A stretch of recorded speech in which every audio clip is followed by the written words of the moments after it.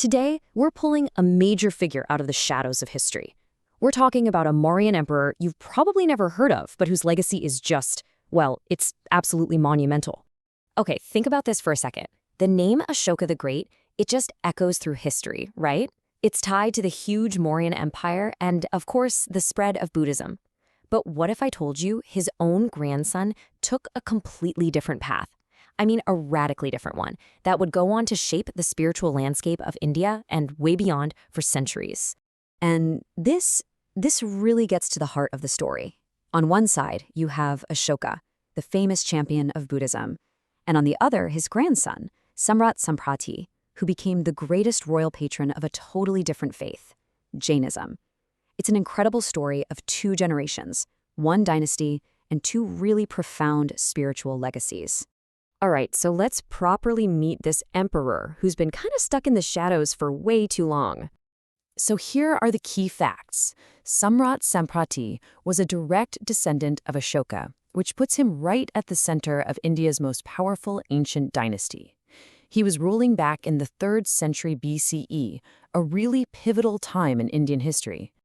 You know, like a lot of big figures from that era, he wasn't just known by one name. In different historical texts, you'll see him called Indrapalit, Sangat, and Vigatashok. It just adds another fascinating layer to who this guy was. Let's look at the timeline to see exactly where he fits in. See, after Ashoka died in 232 BCE, things get a little murky. Some historians actually think the huge empire was split between his two grandsons, Dasharatha and Sampriti. So that would put Sampriti's reign sometime between, say, 230 and 220 BCE. But look, the politics, that's only half the story. The really defining chapter of Sampriti's life was his spiritual journey. You know how every great transformation story has a catalyst? Well, for Samprati, that catalyst was a Jain monk named Suhastan, and this one meeting would change everything, not just for the emperor, but for the future of Jainism itself. And we're not talking about just any monk here. Suhastan had immense spiritual authority. He was the 8th leader in a direct line all the way from Mahavira, the founder of Jainism. So Samprati was basically learning from a master who had a direct link to the very beginnings of the faith. The whole process was pretty clear and profound. First, you have the fateful meeting with Suhastan. Then he completely accepts the monk as his spiritual guide. And finally, he totally devotes himself to the principles of Jainism, living as a devout layman, which means he followed the core beliefs even while he was ruling an empire. And this personal conversion, it wasn't kept private. Not at all.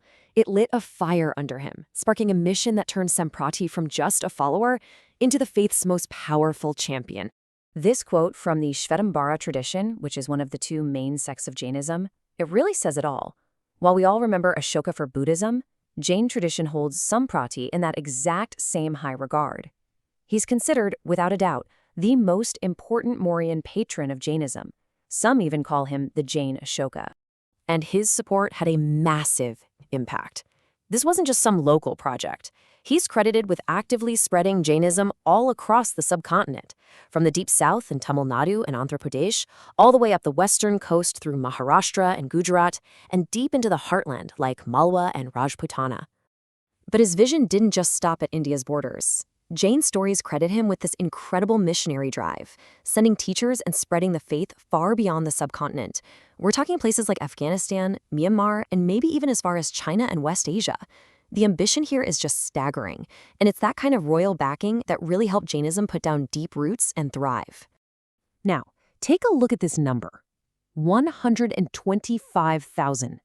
Just let that sink in for a moment. What could that possibly be? It's a number so big, it's almost hard to wrap your head around. Well, get this. That's the number of new Jain temples that tradition says he built. 125,000. And on top of that, he also paid to renovate countless older temples. It just gives you a sense of the sheer scale of his patronage. He was literally changing the physical and spiritual map of his empire.